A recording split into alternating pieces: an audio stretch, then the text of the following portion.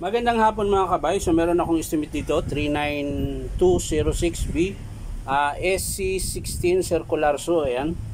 So titesting natin mga kabay. So ayan mga kabay, nakasaksak na po yan. Titesting ko natin.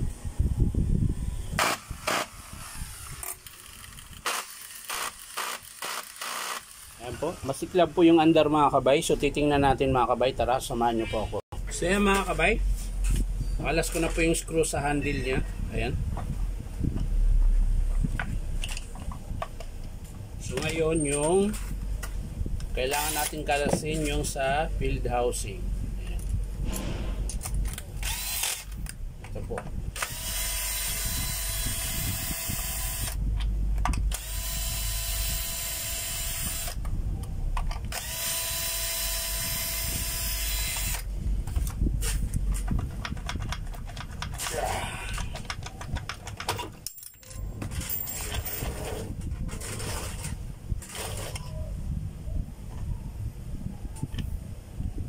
Yun. Tostado mga kabay. Natanggal din po yung screw sa mismong field coil. Ayan. Nalaglag na lang po. So ayan mga kabay, sunog po yung armature. Ayan. Pati po yung field coil. Pakita ko po sa inyo ng malapitan mga kabay. So ayan po. Sunog po yung armature. Kaya po masiklab. Tapos yung field coil naman mga kabay, ganun din po, ayan, sunog din po.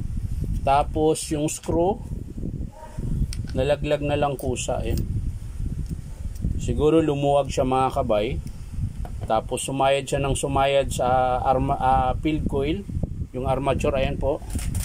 Pansinin nyo po, makintab po yan, ayan. Tingnan nyo po dito banda, ayan. Ito po, makintab po yan, no?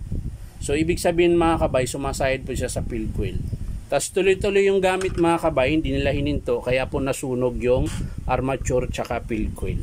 Ayan. So susubukan nating higpitan yung ano, ito. Yung screw. Pag yan ay humigpit pa, ibig sabihin mga kabay, buo pa yung field housing.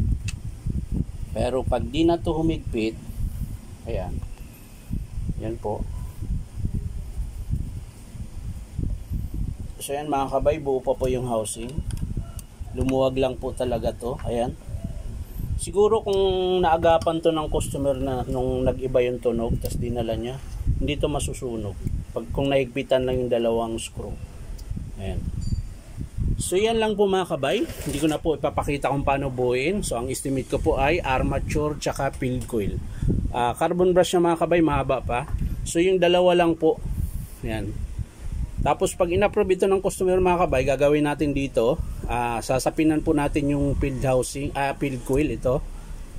Para po kung sakaling luluwag man yung screw, hindi siya sasayad sa armature. Yan.